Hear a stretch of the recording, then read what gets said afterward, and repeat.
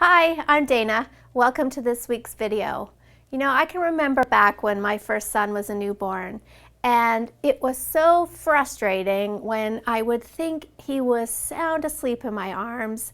I mean, you know, you could pick up his arm and drop it, and he wasn't flinching. I mean, he was asleep. But the minute I started moving him to the crib, or the exact second that his little head touched that crib, ping, his little eyes would fly open, and I'd have to start the whole process again. And on a rare occasion, when he would actually stay asleep once I got him to the crib, 10 minutes later, 20 minutes later, I'd hear him. And I want to explain today why that occurs, because I know for many parents it's a big frustration, right? And it can be in the newborn phase, and we could be talking about older babies here, and you keep wondering, why won't you just stay asleep? Well, I want you to think about yourself for a minute. Now, really, if we look at this from an evolutionary standpoint, way back in the day where we didn't have secure lodging and we were basically sleeping out in nature, we would really have to be on some level aware of what's going on in our environment or in our surroundings.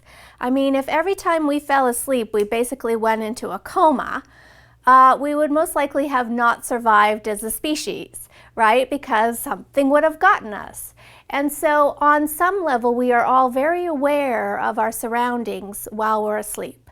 So what happens then if a baby falls asleep in your arms, even if you do manage to get them to the crib, they will most likely wake up shortly after because they sense that something is different, right? They feel, hey, I'm not in your arms anymore, or I'm not in that car seat anymore, and they most likely wake with a start, right? They're startled. They wonder, hey, what's happened? Why have I moved?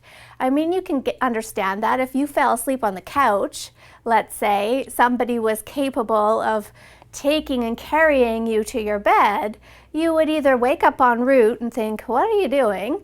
Or you would wake up shortly after you got to your bed, probably very alarmed that you had moved locations somewhere while you were asleep. And so you'd wake up with a startle and you'd wonder what the heck happened. And if you watch babies who are transferred from one location to the next, if you watch them in the actual act of waking up, they do look quite alarmed. And if they can sit, they're right to sitting. If they can stand, they're going right to standing, and often crying quite loudly as well, because, hey, well, who wouldn't? That makes perfect sense, right? So here's the good news. You can just stop doing that. Wouldn't that be lovely if you didn't have to go through that whole process of rocking her until she's asleep and then waiting 10 more minutes until she's in deeper sleep before you move her? You don't have to do all that work.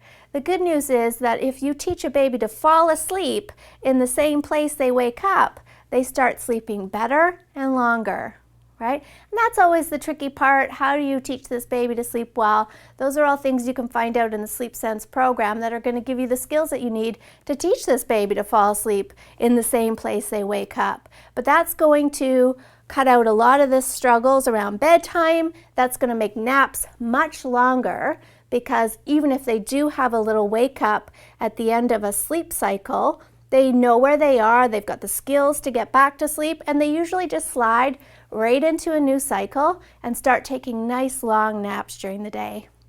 All right, so I hope that helped you. Thanks so much for watching, and sleep well.